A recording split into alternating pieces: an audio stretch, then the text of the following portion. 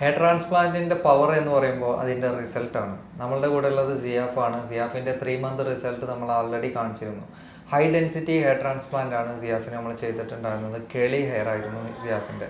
So കേളി hair ചെയ്യുമ്പോൾ നമ്മൾ എപ്പോഴും ശ്രദ്ധിക്കേണ്ടത് റൂട്ട് എക്സ്ട്രാക്ട് ചെയ്യുന്ന സമയത്ത് നമ്മൾ നന്നായിട്ട് ശ്രദ്ധിക്കണം, അല്ലെങ്കിൽ ആ റിസൾട്ട് ഫെയിലിയർ ആകാനുള്ള ചാൻസ് കൂടുതലാണ്. സോ എന്നിട്ട് പോലും നമുക്ക് നല്ലൊരു ഡെൻസിറ്റിയിൽ നല്ലൊരു റിസൾട്ട് സിയാഫിന് കിട്ടിയിട്ടുണ്ട്. ഇപ്പോൾ ഏകദേശം 8 മന്ത്സ് ആയി ട്രാൻസ്പ്ലാന്റ് കഴിഞ്ഞിട്ട്.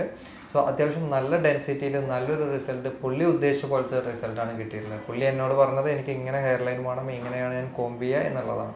സോ അതിനനുസരിച്ചിട്ടാണ് നമ്മൾ ഹെയർ ലൈൻ ഡിസൈൻ ചെയ്തത്. അതിനനുസരിച്ചുള്ള റിസൾട്ടാണ് പുള്ളിക്ക് കിട്ടിയിട്ടുള്ളത്. നമുക്ക് സിയാഫിനോട് തന്നെ ചോദിക്കാം എങ്ങനെയായിരുന്നു ഹെയർ ട്രാൻസ്പ്ലാന്റ് എക്സ്പീരിയൻസ്, റിസൾട്ടിൽ ഹാപ്പിയാണോ എന്നുള്ള കാര്യം നമുക്ക് സിയാഫിനോട് ചോദിക്കാം.